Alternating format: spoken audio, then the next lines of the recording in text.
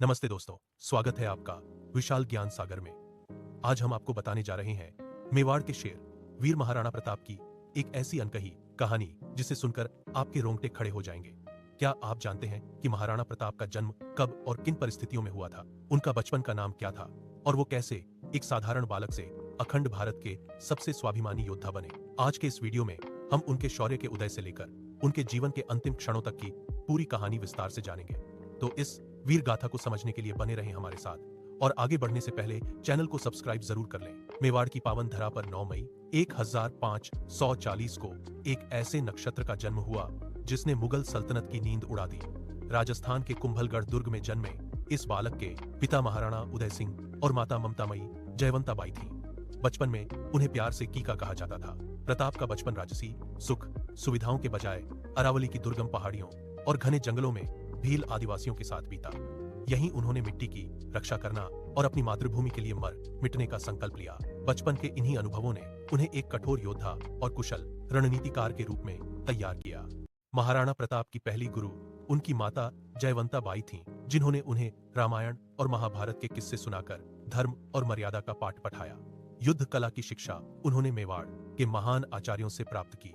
उन्होंने तलवारबाजी, घुड़सवारी और तीरंदाजी में इतनी निपुणता हासिल की कि उनकी बराबरी करना नामुमकिन था। उनके गुरुओं ने उन्हें न केवल शस्त्र चलाना सिखाया बल्कि यह भी सिखाया कि एक राजा का असली कर्तव्य अपनी प्रजा की रक्षा करना है। इन्हीं संस्कारों के कारण प्रताप ने कभी किसी विदेशी आक्रांता के सामने अपना सिर नहीं झुकाया। इतिहासकारों के अनुसार महाराणा प्रताप का व्यक्तित्व अत्यंत प्रभावशाली था। उनकी लंबाई 7.5 फीट थी और उनका शरीर फौलाद जैसा मजबूत था।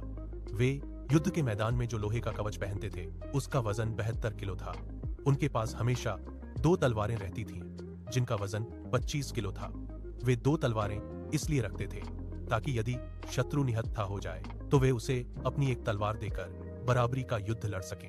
उनका प्रसिद्ध भाला 81 किलो का था। कुल मिलाकर वे युद्ध के दौरान लगभग 208 किलो का भार लेकर बिजली की फुर्ती से लड़ते थे। जब प्रताप का राज्याभिषेक हुआ तब मेवाड़ चारों तरफ से दुश्मनों से घिरा था।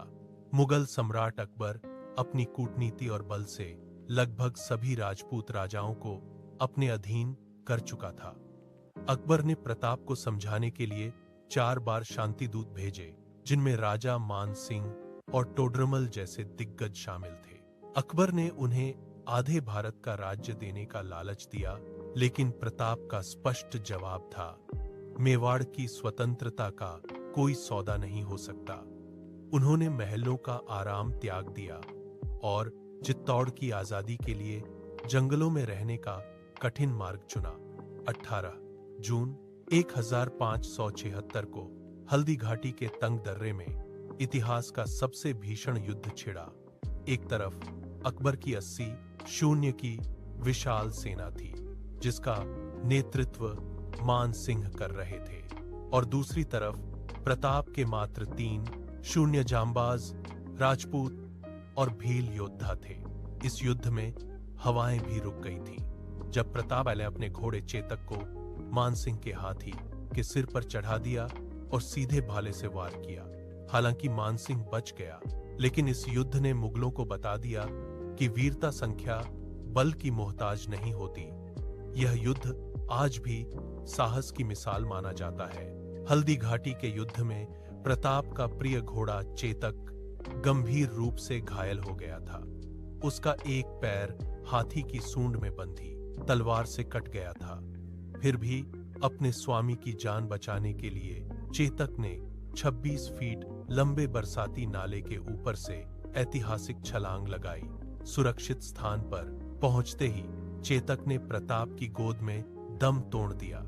चेतक का यह बलिदान पशु और मनुष्य के प्रेम का सबसे बड़ा उदाहरण है। इसी युद्ध में झालामान ने प्रताप का मुकुट पहनकर अपने प्राणों की आहुति दी ताकि महाराणा सुरक्षित निकलकर अपनी सेना फिर से। हल्दी घाटी के बाद प्रताप ने जंगलों में शरण ली। एक समय ऐसा आया जब उनके पास सेना के लिए धन और रसद खत्म हो गई। उनके बच्चों को घास की रोटियां खानी पड़ी। ऐसे संकट के समय में मेवाड़ के सेठ भामाशाह सामने आए। उन्होंने अपनी जीवन भर की गाढ़ी कमाई जो इतनी थी कि 25 शून्य सैनिकों का खर्चा 12 साल तक चल सकता था, प्रताप के चरणों में अर्पित कर दी। इस अपार संपत्ति और सहयोग से प्रताप ने फिर से एक शक्तिशाली सेना संगठित की और मुगलों के खिलाफ छापामार युद्ध तेज कर दिया। सन 1582 में दिवेर का युद्ध हुआ, जिसे मेवाड़ का मैराथन कहा जाता है। इस युद्ध में प्रताप और उनके पुत्र अमर सिंह ने मुगलों को ऐसी करारी शिकस्त दी कि मुगल थाने उजड़ गए। इस युद्ध के बाद प्रताप ने धीरे धीरे कुंभलगढ़, उदयपुर और चावंड सहित अपने खोए हुए 36 महत्वपूर्ण किले और ठिकाने वापस जीत लिए। अकबर अपनी पूरी ताकत लगाने के बाद भी कभी महाराणा प्रताप को बंदी नहीं बना सका और न ही मेवाड़ को पूरी तरह अपने अधीन कर पाया। यह प्रताप के धैर्य और अटूट साहस की सबसे बड़ी जीत थी। महाराणा प्रताप ने अपने जीवन के अंतिम वर्ष चावंड में शांति से बिताए और वहां सुशासन की स्थापना की। 19 जनवरी 1597 को एक शिकार के दौरान गहरी चोट लगने की वजह से इस महानायक का निधन हो गया। कहते हैं जब उनकी मृत्यु की खबर अकबर तक पहुंची तो वह भी फूट फूट कर रो पड़ा था, क्योंकि वह जानता था कि आज दुनिया ने सबसे वीर और स्वाभिमानी योद्धा को खो दिया है।